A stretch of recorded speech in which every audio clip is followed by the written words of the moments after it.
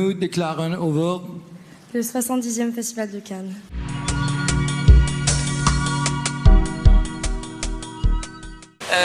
J'ai moi fait des études de droit et je me suis spécialisée dans l'audiovisuel grâce à énormément de stages pendant mes études et aussi grâce à un DESS droit et administration de la communication audiovisuelle à la Sorbonne. Le premier travail que j'ai fait, étonnamment, c'était un peu plutôt une sorte de coïncidence, c'est que j'ai travaillé pour le tout premier site internet de diffusion de cinéma et c'était en 99-2000 je crois, qui s'appelait primefilm.com, qui avait été créé par une société de production qui s'appelait Playtime et une web agency qui s'appelait Babel et j'étais en charge de ce site internet et on expérimentait la diffusion de courts-métrages et de longs-métrages sur internet alors qu'on n'avait même pas de bande passante de broadband à l'époque. Mais j'ai été débauchée par une société de vente internationale qui s'appelle Film Distribution où on m'a proposé en fait d'être la directrice des ventes internationales, métier dont je n'avais absolument aucune idée. Et à l'époque d'ailleurs j'ai refusé cette proposition parce qu'on me proposait aussi de travailler dans la production dans une autre société. On m'a donné 48 heures pour me décider et finalement je me suis dit pourquoi pas. Ça a l'air quand même d'être un métier intéressant et c'est là où j'ai commencé à apprendre le métier de vente à l'international, passé donc de 2001 à 2009 pendant 8 ans à vendre des films et à acheter aussi les films que je vendais chez Film Distribution et donc là la question d'être une femme ou pas c'est absolument pas posé parce que jusqu'ici j'avais envie de faire exactement tout ce que j'avais envie de faire et là où ça a commencé un tout petit peu à se compliquer c'est quand j'ai commencé à avoir des enfants et que c'est un voyage, c'est un métier qui demande de voyager énormément et qui demande une disponibilité démentielle en fait parce que la vie d'un vendeur à l'international est fait de festivals, de marchés, de façon constante, tout le temps. Exactement. Donc, et c'est là où en tant que femme se pose la question de quelle est l'égalité entre un homme et une femme. Est-ce qu'on est... En tout cas c'est toujours comme ça que moi je l'ai ressenti il faut que je m'organise plus. Il faut que peut-être que je travaille plus et que je m'organise plus et être mère et avoir des enfants et avoir ce genre de métier où peut-être que socialement l'homme est un peu plus apte à, parce qu'il ne se sent pas... C'est un peu faux parce que finalement mon mari a pris une place très importante à la maison aussi avec les enfants et ça je pense que c'était un peu le secret de pourquoi ça a marché pour moi, pourquoi j'ai pu faire ce que je voulais parce que j'étais très bien accompagnée par mon mari qui prenait cette place que moi je laissais en tant que maman quand j'étais pas là. Mais ça demande une organisation complètement folle. Et à ce moment-là de ma carrière, j'ai jamais ressenti de différence parce que j'étais une femme. J'ai vraiment fait exactement ce que je voulais. Après, j'ai décidé, après 8 années de vente internationale, de créer ma société de production et de revenir un peu à mes premiers amours qui étaient la production cinéma.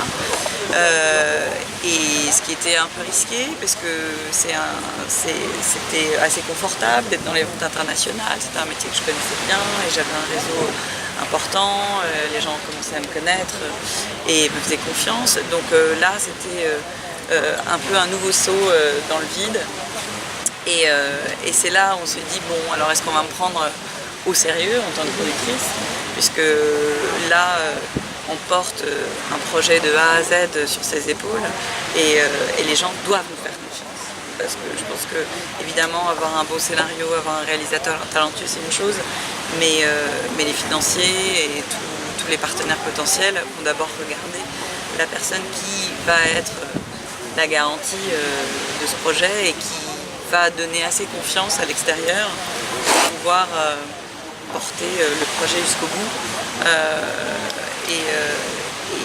Et depuis 2009, donc j'ai créé un label aussi qui s'appelle Full House avec 2 autres associés.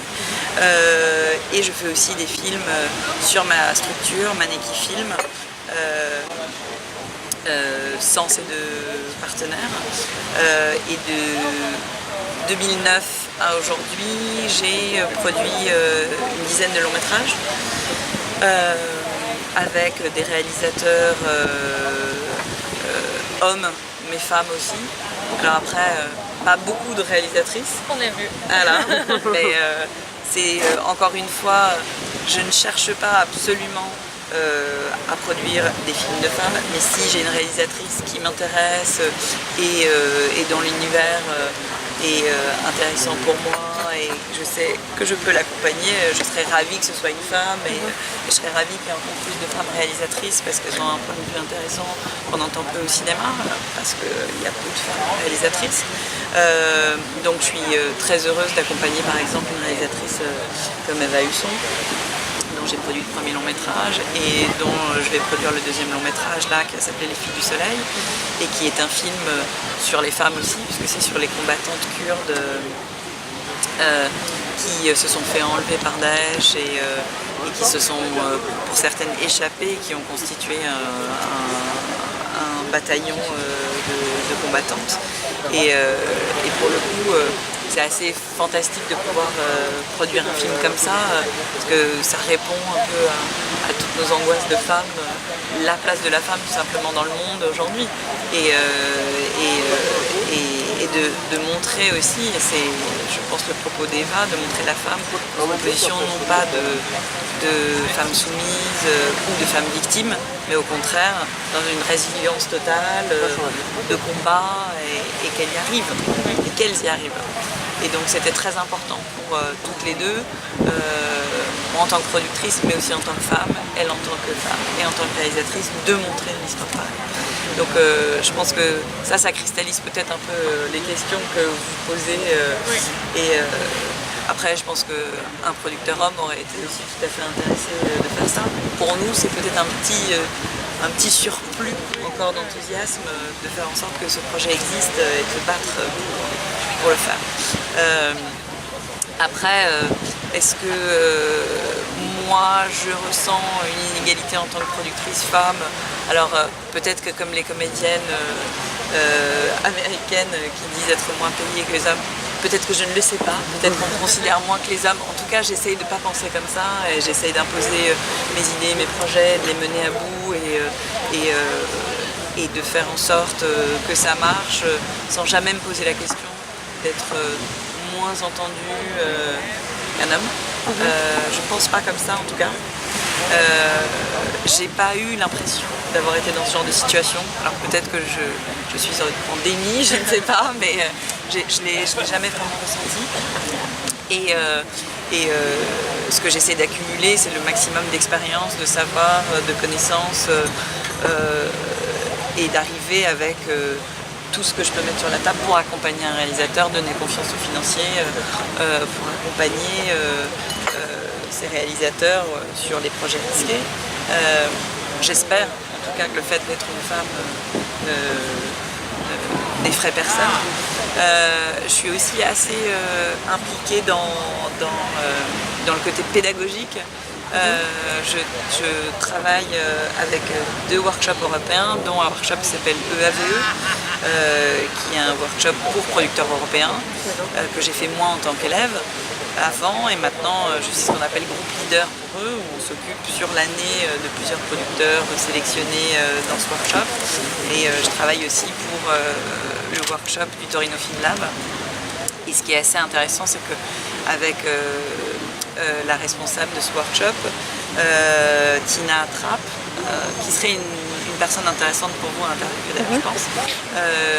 On parlait du fait qu'il y avait de plus en plus de productrices dans ces workshops, ce qui est quand même un signal très fort sur le fait que peut-être que les femmes se permettent aujourd'hui de devenir productrices plus facilement qu'avant, peut-être qu'elles ne ressentent aucun malaise à se dire moi aussi on peut m'écouter, moi aussi je peux imposer mes projets et ne pas avoir de réflexe négatif par rapport à ça. En tout cas elles osent elles y arrivent et il y a des sacrées productrices en Europe et qui ont des projets passionnants et il y a de plus en plus de figures importantes dans la production au sein des femmes. Et c'est intéressant de le constater très tôt dans les workshops, chez les jeunes producteurs et de plus en plus de réalisatrices aussi.